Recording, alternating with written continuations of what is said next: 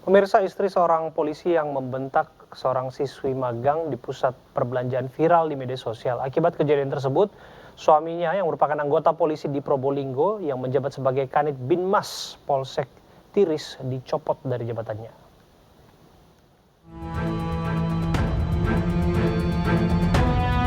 Bribka Nuril Huda mendadak jadi sorotan setelah istrinya viral di media sosial gegara membentak seorang siswi yang sedang magang di sebuah swalayan di Probolinggo, Jawa Timur. Itu loh, aku dari pesan kalau mau dibatalkan dikasih aku nih loh pesan, nggak mungkin nggak batal. Dalam video yang beredar, istri polisi tersebut sampai mengeluarkan kata-kata makian dan ancaman karena saking kesalnya. Bribka Nuril Huda diketahui merupakan anggota polisi di Probolinggo yang menjabat sebagai Kanit Binmas Polsek Tiris. Jantung ya. Saya berjanji akan lebih bijak dan beretika dalam menggunakan media sosial. Setelah kasus mediasi viral dan berakhir damai, Kapolres Probolinggo terus fokus dan tegas menindak siapa saja yang terlibat dalam kasus ini. Di antaranya adalah suami pemilik akun TikTok, dicopot dari jabatannya dan sidangnya masih berjalan. Jadi sanksi yang bersangkutan kita akan copot dari jabatannya sekarang, dari Polsek, kita kembalikan ke Polres, kemudian sementara proses sidang kode etik maupun hukuman disiplinnya sementara berjalan. Selain videonya yang viral membentak siswi magang, di akunnya juga terposting gaya hidup hedon dan terkesan mewah lagi-lagi menghebohkan dunia maya. Pemirsa, kita akan bahas kasus ini. Kami sudah bergabung bersama dengan Bambang Rukminto, pengamat kepolisian ISES. Dan kami juga sudah menghubungi perwakilan Polri, namun untuk membahas yang satu ini belum ada respon. Selamat malam, Pak Bambang. Malam, Bung Abraham. Ya, Pak Bambang, apa amatan Anda mengenai peristiwa yang kita anggap klise, tapi pada prakteknya kerap kali berulang? Ya, kasus seperti ini kan sudah sering kali terjadi. Saya melihat mengapa ini sering terus terjadi, karena belum adanya ketauladanan dari kepemimpinan Polri dan kemudian tidak ada konsistensi dari Polri untuk menegakkan aturan-aturan atau himbauan-himbauan terkait dengan gaya hidup hedon ini gitu. Makanya ini terus terulang. Kita melihat seringkali banyak contoh ya, di level atas, misalnya bagaimana seorang personel kepolisian yang melakukan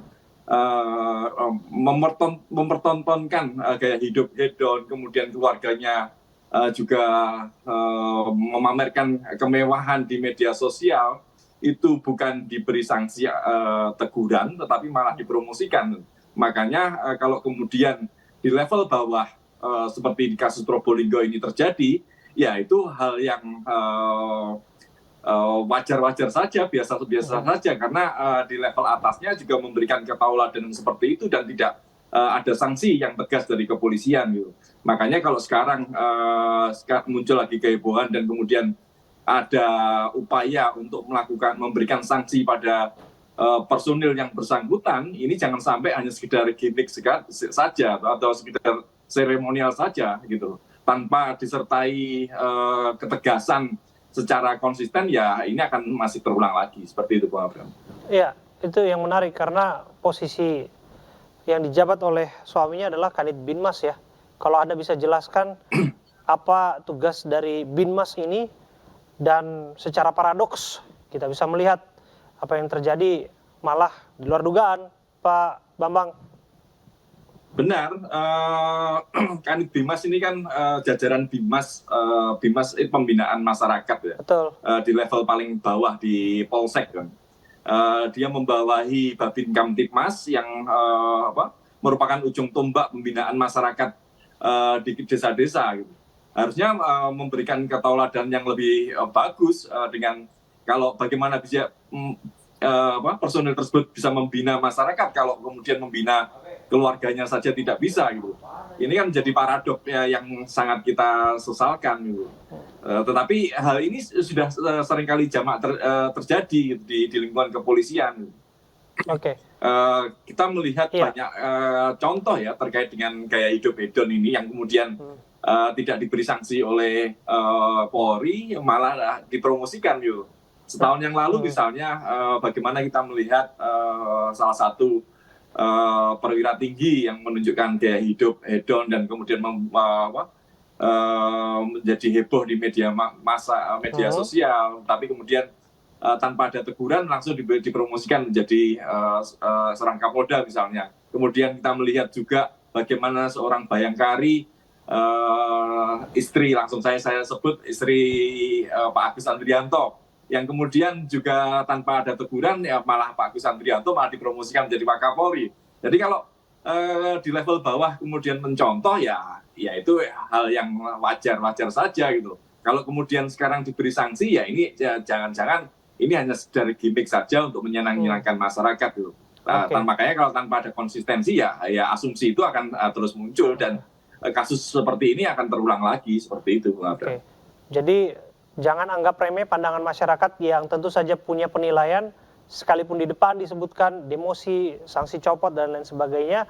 Tapi yang jelas ini kan sudah terpola, berulang kembali, dan masyarakat punya penilaian sendiri. Dan ini yang kemudian menjadi patokan tentu saja ya, Pak Bambang, agar kemudian memberikan pesan supaya polisi betul-betul bertindak sebagai pelayan dan pengayom masyarakat.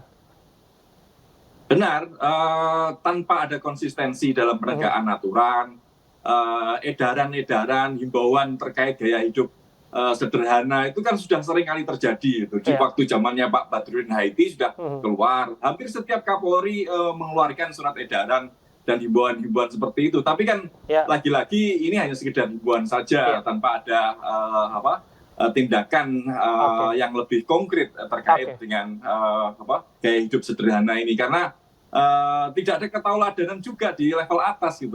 Dan yang lebih penting kalau terkait dengan gaya hidup hedon itu adalah kewajiban LHKPN yang sebenarnya diwajibkan untuk semua pejabat kepolisian. Tapi faktanya kan tidak demikian.